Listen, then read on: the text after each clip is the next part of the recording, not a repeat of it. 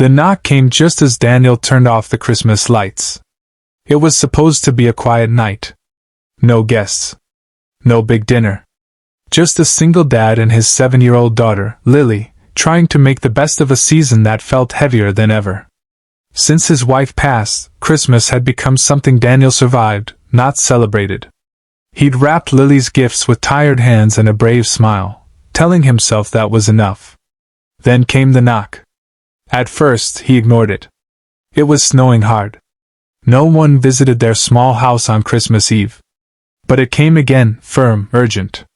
When Daniel opened the door, he froze. Standing on the porch was Mrs. Thompson, his elderly neighbor, trembling in the cold. Behind her sat a small car that had clearly broken down. She had no family nearby. No one to call. Without hesitation, Daniel invited her in. The evening changed in ways he never expected. Lily insisted Mrs. Thompson sit in her mother's favorite chair. Daniel made hot chocolate. They shared stories, laughter, and a simple meal meant for two that somehow felt abundant enough for three. Later, as Daniel helped arrange for her car to be towed, Mrs. Thompson quietly admitted something. She had almost spent Christmas alone, too afraid to knock. That night, Daniel realized something powerful. Grief had closed his door to the world, but kindness opened it again. Christmas wasn't about replacing what was lost. It was about sharing what remained. And as snow fell softly outside, their small home felt full again. Daniel hadn't expected Christmas morning to feel different. But when sunlight slipped through the curtains, the house didn't feel heavy anymore. It felt warm. Alive. The smell of pancakes drifted from the kitchen, and for the first time in 2 years, laughter echoed down the hallway. Mrs. Thompson was already awake, humming softly as she helped Lily stir batter. Daniel stood in the doorway for a moment, quietly watching. Lily looked lighter, brighter, like a child who didn't have to be strong for her father anymore. After breakfast, there was another surprise. Mrs. Thompson reached into her purse and handed Lily a small, neatly wrapped box. "I wasn't expecting company," she said gently, "but I always carry something just in case." Inside was a delicate silver snowflake necklace. Lily's eyes widened. "It's beautiful." Daniel immediately felt uncomfortable. "You didn't have to." "I wanted to," she interrupted kindly. "You gave me more than shelter last night. You gave me Christmas." Her words stayed with him. Later that afternoon, as Daniel walked her outside to meet the tow truck driver, Mrs. Thompson paused before getting into the vehicle. She looked at him carefully. "You know," she said softly, "your wife used to shovel my driveway before I even woke up. She told me once that kindness is the only thing we can give that never runs out." Daniel's chest tightened. He hadn't known that. Driving back inside, he felt something shift. Maybe Christmas wasn't shattered after all. Maybe it had been rebuilt, in a way he never saw coming. And for the first time in a long while, Daniel didn't feel alone. Days after Christmas, Daniel kept replaying Mrs. Thompson's words in his mind. Kindness is the only thing we can give that never runs out. He had heard his late wife say similar things before, but life's weight had slowly buried those memories under bills, responsibilities, and quiet loneliness. Lily noticed the change in her father. He smiled more. He didn't rush through dinner. He even started asking her about her dreams, something he used to be too exhausted to do. One evening, as they cleaned up after dinner, Lily looked up at him and asked, "Dad, can we help someone like we helped Mrs. Thompson?" The question hit him deeply. He realized something important, that one unexpected knock had changed more than just one night. It had reminded him that healing often begins when we step outside our pain and focus on someone else's needs. So the next weekend, Daniel and Lily packed extra blankets, warm clothes, and homemade sandwiches.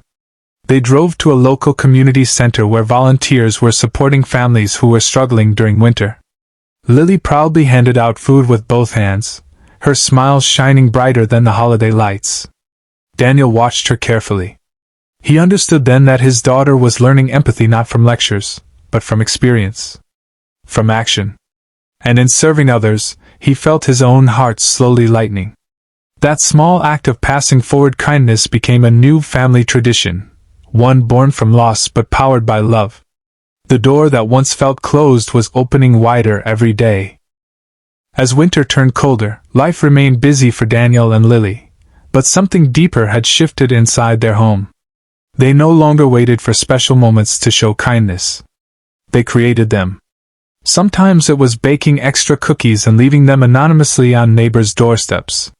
Other times it was checking on families who looked overwhelmed at the grocery store or offering help to someone carrying heavy bags through the snow. Lily especially loved the secret missions.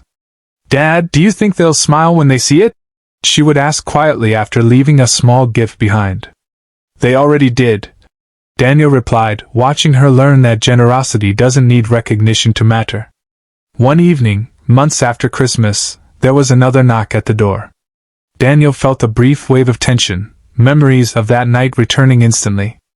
But when he opened the door, he saw Mrs. Thompson standing there with a basket in her hands. Her car had been repaired long ago, yet she still visited often. "This isn't an emergency," she said with a gentle laugh. "It's gratitude." Inside the basket were homemade jam jars and handwritten notes, thanking them for being part of her support during a difficult season. Lily ran forward to hug her. Daniel realized something powerful in that moment. Connection had replaced isolation. The unexpected knock that once brought uncertainty had transformed into lasting friendship. Their lives were still not perfect. Pain from the past remained. But now, it no longer defined them. Instead, it became the foundation for compassion, and that made all the difference. Time passed, and the memory of that first Christmas night became a turning point for Daniel and Lily. What once felt like the darkest evening of their lives had turned into the beginning of something meaningful, a life built around shared strength and kindness. Lily grew older, but she never forgot the lesson she learned at a young age, that even small actions can create big impact. In school, when a classmate felt left out, she sat beside them. When someone struggled with homework, she offered help instead of judgment.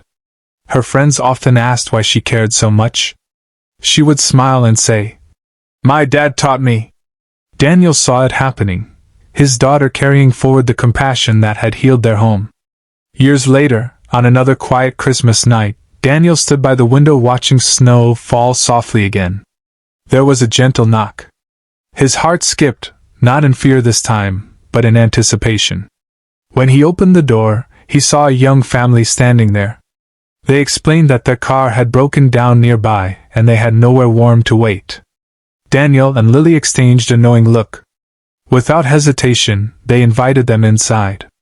As hot chocolate warmed their hands and laughter filled the house once more, Daniel realized the circle had completed itself. Kindness had come to them through a stranger, and now they were the ones passing it forward. That unexpected knock had changed everything. And from that night on, their home wasn't just a place of survival. It was a place of hope, generosity, and endless Christmas spirit.